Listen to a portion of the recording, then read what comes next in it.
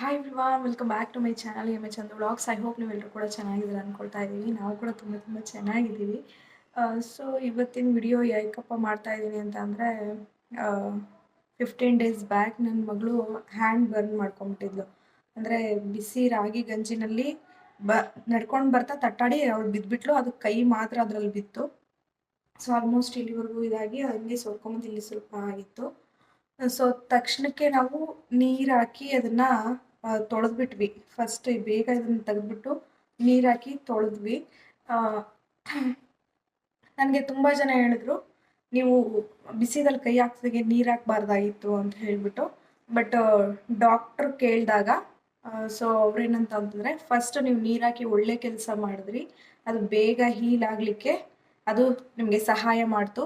So ತುಂಬ ಜನ ಹೇಳಿದ್ರು, ಸರ್ ಯಾಕೆ ನೀರು ಹಾಕಿದ್ರಿ ಅಂತ ಕೇಳಿದ್ರು. ಅಂತಂದಕ್ಕೆ ಅವ್ರು ಹೇಳಿದ್ರು, ಒಂದು ಸಜೆಷನ್ ಅಮ್ಮ, ಇದನ್ನು ಯಾರೇ ನೋಡಿದ್ರು ಸಹ ಏನಾಯಿತು ಅಂತ ಕೇಳಿದಾಗ ಆವಾಗ ನೀವು ಹೇಳಬೇಕು ಅವರಿಗೆ, ಇದು ಬೆಂಕಿಯಲ್ಲಿ ಸುಟ್ಟಾಗ ಅಥವಾ ಏನೇ ಆಗಲಿ ತಕ್ಷಣಕ್ಕೆ ಒಂದು 2 ಟೈಮ್ಸು ತಣ್ಣೀರಲ್ಲಿ, ನಾರ್ಮಲ್ ವಾಟ್ರಲ್ಲಿ ಏನಿರುತ್ತೆ ಅದರಲ್ಲಿ ನೀಟಿಗೆ ಅದನ್ನು ಹಿಡಿಬೇಕು. ಗಾಯ ಎಲ್ಲೆಲ್ಲಿ ಸುಟ್ಟಿದೆ ಅಲ್ಲಿ ಹಿಡಿಬೇಕು.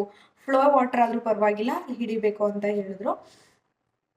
ಸೊ ಇದನ್ನು ಯಾರೇ ನೋಡಿದ್ರು ಎಲ್ರಿಗೂ ತಿಳಿಸಿ, ಎಲ್ರಿಗೂ ಗೊತ್ತಾಗಬೇಕು. ಅದು ನೀರು ಹಿಡಿದ್ರೇ ನಾವೇನೇ ಟ್ರೀಟ್ಮೆಂಟ್ ಕೊಟ್ಟರು ಬೇಗ ಇದು ಮಾಡಿಕೊಂಡು, ಈವನ್ ಬೊಬ್ಬೆ ಬರುತ್ತೆ ಅಲ್ಲ, ಸೊ ಬೊಬ್ಬೆ ಬಂದರೆ ಒಳ್ಳೆಯದು. ಯಾಕೆ ಅಂತಂದರೆ ಸ್ಕಿನ್ನು ಹೆಲ್ದಿ ಆಗಿದೆ, ಏನು ಡ್ಯಾಮೇಜ್ ಆಗಿಲ್ಲ, ಒಳಗಡೆ ತೊಂದರೆ ಆಗಿಲ್ಲ ಅಂತ ಹೇಳಿ. ಬಬಲ್ ಬಂತು ಅಂದರೆ ನೀರು ಹಾಕಿದ್ರೆ ಬೊಬ್ಬೆ ಹೊಡಿಯುತ್ತೆ ಅಂತ ಹೇಳ್ತಾರಲ್ಲ ಜನಗಳೆಲ್ಲ, ಅದು ಹೊಡಿಬೇಕು. ಹೊಡೆದ್ರೇ ಸ್ಕಿನ್ ನಮಗೆ ಗೊತ್ತಾಗೋದು ಒಳಗಡೆ ಹೆಲ್ದಿ ಆಗಿದೆ ಅಂತ ಹೇಳಿಬಿಟ್ಟು ಅಂತೇಳಿ. ಸೊ ಯಾರೇ ಕೇಳಿದ್ರು ಸಹ ಇದನ್ನು ಹೇಳಿ ತಿಳಿಸಿ, ಇದು ಒಳ್ಳೆ ಮಾಹಿತಿ ಅಂತ ಹೇಳಿದ್ರು.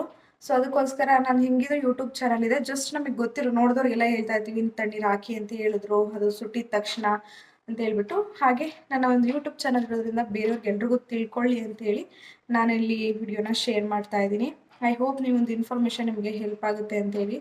ಸೊ ಅದನ್ನು ಹೇಗೆ ಹೀಲ್ ಮಾಡೋಕ್ಕೆ ನಾವು ಏನೇನು ಟ್ರೀಟ್ಮೆಂಟ್ ಕೊಡಿಸಿದ್ವಿ, ಎಲ್ಲಾದರೂ ಏನಾದರೂ ಬೇಕಾಗಿದ್ರೆ ಒಂದು ಇದ್ರ ಬಗ್ಗೆ ನನಗೆ ಕಮೆಂಟ್ ಸೆಕ್ಷನಲ್ಲಿ ತಿಳಿಸಿ, ನಾನು ನಿಮಗೆ ಅದರಲ್ಲಿ ಶೇರ್ ಮಾಡ್ತೀನಿ.